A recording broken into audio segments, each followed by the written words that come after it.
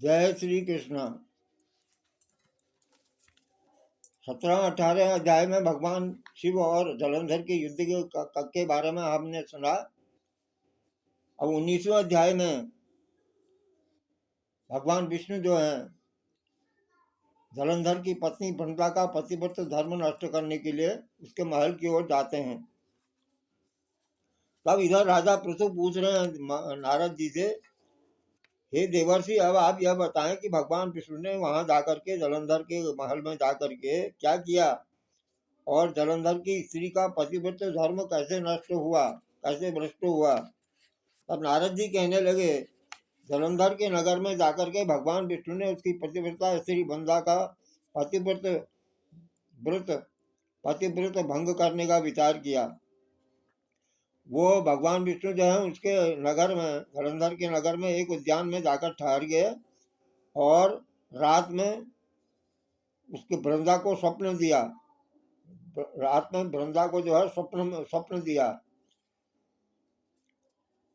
पतिव्रता स्त्री वृंदा जो है रात में यह स्वप्न देख करके कि उसका पति नग्न है, सिर पर तेल लगा रखा है, महिष पर भैंसे पर चढ़ा हुआ है, काले रंग के फूलों की माला पहने हुए है, उसके चारों ओर हिंसक जीव हैं, वह सिर मुड़ाए अंधकार में दक्षिण दिशा की ओर जा रहा है। उसने अपने नगर को समुद्र में डूबा हुआ देखा। इस प्रकार बहुत से भयानक सपने देखे और इस प्रकार जब भयानक स्वप्न देखे वृंदा ने रात में, ये सब भगवान विष्णु की माया थी, तो वह तुरंत ही जाग गई वृंदा और जलंधर की पत्नी, और स्वप्न के संबंध में विचार करने लगी, क्या यह सच है। इतने में उसने सूर्य को उदय होते देखा तो सूर्य में भी उसे छिद्र दिखाई दिया, छेद दिखाई दिया, जो और सूर्य जो है कांतिहीन था। इसे उसने अनिष्ट समय समझा। वृंदा ने भयभीत होकर रोने लगी। वह छज्जे पर गई, अटारी पर चढ़ी, फिर भूमि पर उतरी, मगर उसे कहीं भी शांति प्राप्त नहीं हुई। फिर वह अपनी 2 सखियों को साथ लेकर के उपवन में आई, परंतु वहां भी उसे शांति प्राप्त नहीं हुई। वह जंगल में निकल गई, वहां भी उसे जो है शांति नहीं मिली। उसी समय वहां अपने शिष्यों सहित जब वृंदा जंगल को निकल गई तो उसी समय वहां अपने शिष्यों सहित एक तपस्वी आ गया। तो उसने जो है, ये सब भगवान विष्णु की माया चल रही है, तो उसने वृंदा और उसके पैरों में हाथ लगा करके अपनी रक्षा के लिए याचना करने लगी।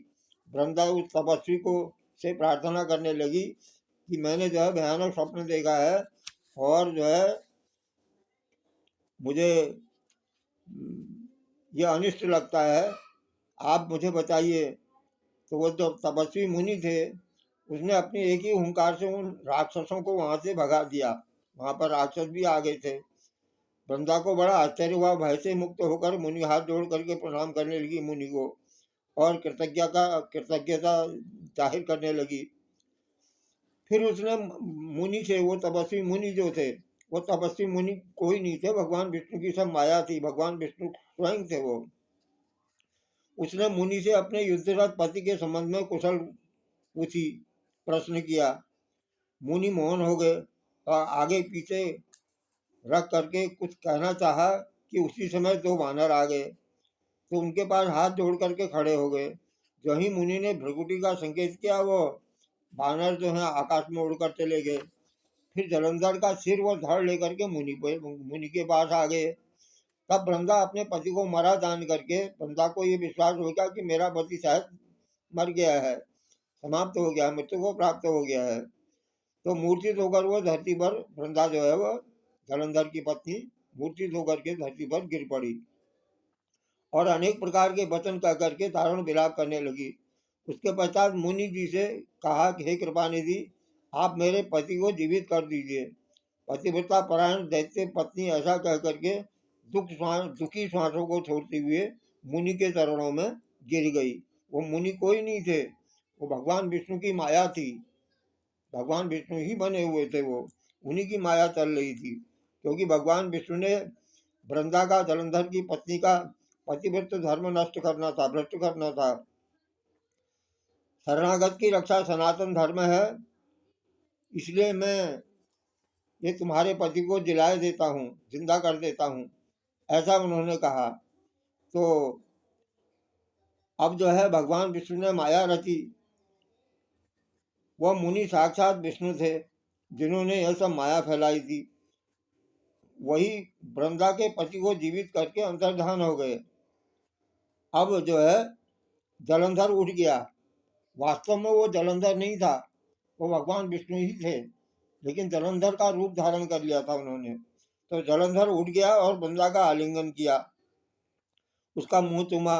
वृंदा भी पति को जीवित देख करके बहुत खुश हुई और अब तक हुई सब बातों को स्वप्न समझा। उसके बाद वृंदा और जलंधर जो है बहुत दिन तक अपने विहार करते रहे। एक दिन उसने संभोग काल के अंत में भगवान विष्णु को पहचान लिया। तब वह उन्हें ताड़ित करती हुई बोली, अब पहचान लिया वृंदा ने कि ये सब माया जो है भगवान विष्णु की थी और जिंदा किया हुआ जो है मेरा वास्तव में पति नहीं था, ये भगवान विष्णु ही थे जो मेरे पति के वेश में आए हुए थे और मेरे साथ संभोग किया था इन्होंने। अब जो है वृंदा ने पहचान लिया तो उन्हें प्रताड़ित करती हुई कहने लगी, हे परिस्थिति से गमन करने वाले विष्णु, तुम्हारे शील को धिक्कार है। मैंने जान लिया है कि मायावती तपस्वी तुम ही थे। हे राजन, ऐसा करके परम क्रुद्ध हो पतिव्रता जो वृंदा थी, जलंधर की पत्नी, उसने भगवान विष्णु को शाप दे दिया। इसके पश्चात भी इसका विस्तार जो है अन्य पुराणों में भी है। अन्य पुराणों में बहुत ज़्यादा विस्तार है वृंदा और उसका, जलंधर का, लेकिन इसमें जो है कार्तिक मास महात्म्य में संक्षेप में दिया गया है। इसलिए वो वृंदा जो है उसने शाप दे दिया भगवान विष्णु को। भगवान वो कहने लगी, तूने अपनी माया से जो राक्षस मुझे दिखाए थे वही राक्षस इसी समय तुम्हारी स्त्री का हरण करेंगे और उसके विरह में दुखी होकर तुम वानरों की सहायता से वन में भ्रमण करोगे। वह सर्वेश्वर जो इस समय तुम्हारा शिष्य बना हुआ है वो वहां तुम्हारा साथी रहेगा। ऐसा कह करके पतिव्रता वृंदा जो है भगवान विष्णु के लाख मना करने पर भी अग्नि में प्रवेश कर गई। अग्नि में प्रवेश करने से सती हो गई वो, और वृंदा के शरीर का तेज पार्वती के शरीर में चला गया और आकाश में जय जयकार होने लगी। पतिव्रत धर्म के प्रभाव से वृंदा ने मुक्ति प्राप्त करी। यानी भगवान विष्णु को शाप देने के बाद वो जो है अग्नि में प्रवेश कर गई वृंदा। इस प्रकार वृंदा की मुक्ति हो गई है, मुक्ति हो गई है। अब वो जो है वो तुलसी कैसे बनी ये आगे संक्षेप में जो है बताएंगे। इस प्रकार ये 19वां अध्याय जो है भगवान राधा कृष्ण को समर्पित है। जय श्री कृष्ण।